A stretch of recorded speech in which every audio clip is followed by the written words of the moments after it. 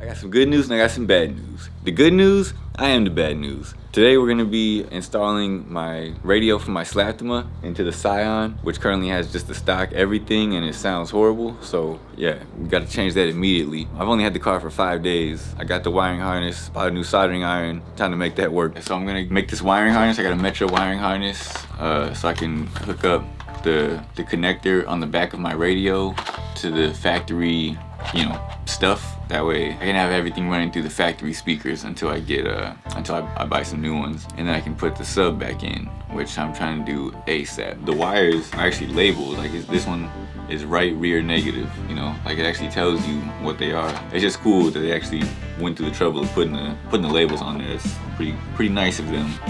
They're not very pretty solders, but it's all on there. Just gotta grab the heat gun, and after it's all together, I'll wrap it up and make it look fancy.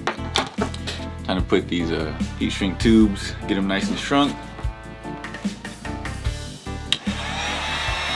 And then we'll pull out the radio and swap them out. So what we gotta do now is take out the stock radio, wrap these up, and put the new radio in. I've never actually pulled this out, but I was looking it up and it seems like it was really straightforward. You just pull this out. The stock head unit is a double din, and as you can see, there's no everything else is separate, so it should be really easy to pull this out. Famous last words, right?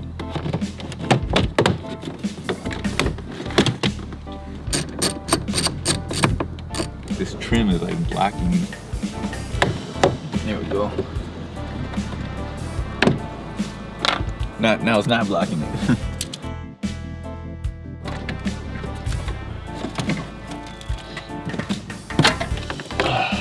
That's cool. The stock radio actually has what I'm assuming are sub outs. That's cool.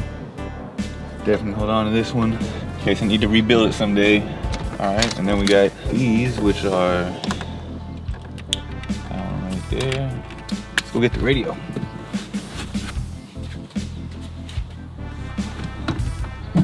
Now it's still gonna be a little bit before I get the sub in because I gotta build the box and all that.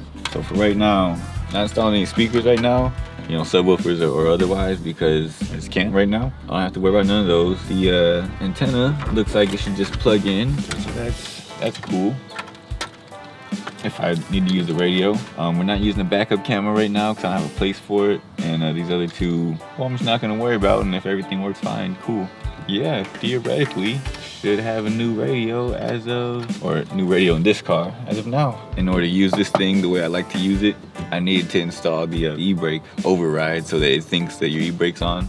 So right now, I'm just connecting a couple wires from what used to go to the stock radio to my steering wheel controller. I wrapped up these wires, so now everything looks a little cleaner.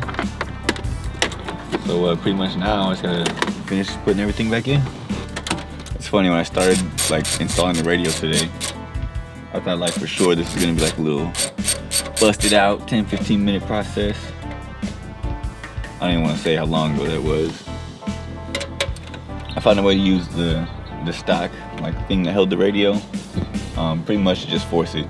The screws that were in there are slightly too big for my aftermarket one, but I can make it work.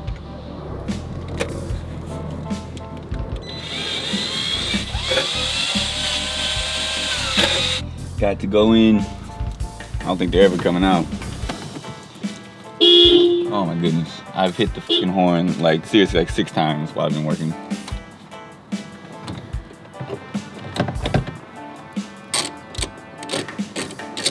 Alright, so that's it. I got the head unit installed.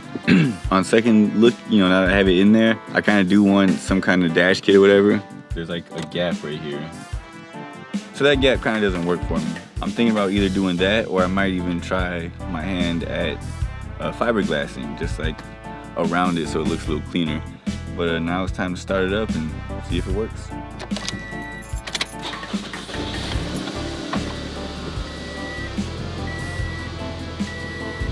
It's got power. Let's see if it functions. So it's already connected to the Bluetooth. That's good. Let's see if we got the radio.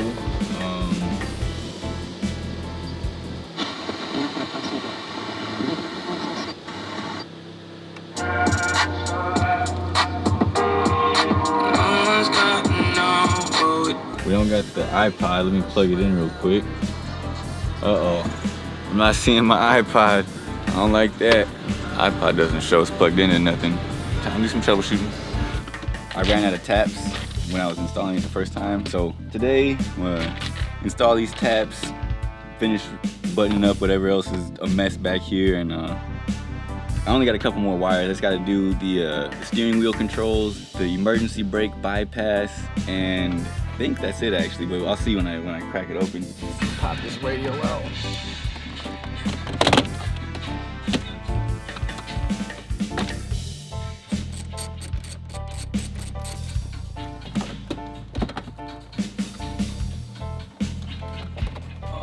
Don't look at my rat's nest.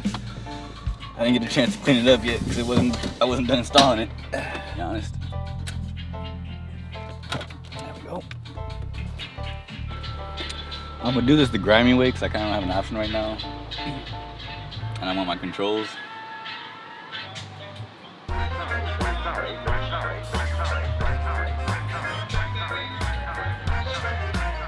This wire I'm doing now, this blue one, is the remote turn on wire. This one pretty much is just a signal from the radio that tells the amp to turn on. And it's also gonna turn on this little thing, which will basically tell the car that the e-brake is up, even though it's not. It'll like mimic the e-brake. You can watch music videos while you drive through traffic. I say that to be funny, but like that's what happens. That's what I do.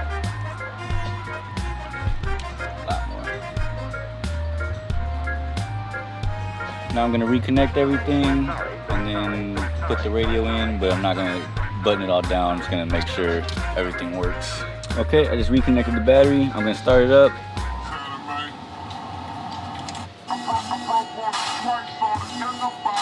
There we go. And that means I did it right. Right now I have the e-brake up, but if I let it down, there we go. So now we got videos in the car again.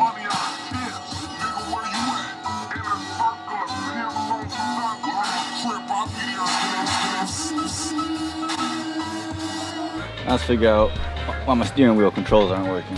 And it's looking like it's probably just not gonna happen today because I'm kind of shooting in the dark right now and not really making much progress. So on to the next thing. We almost there.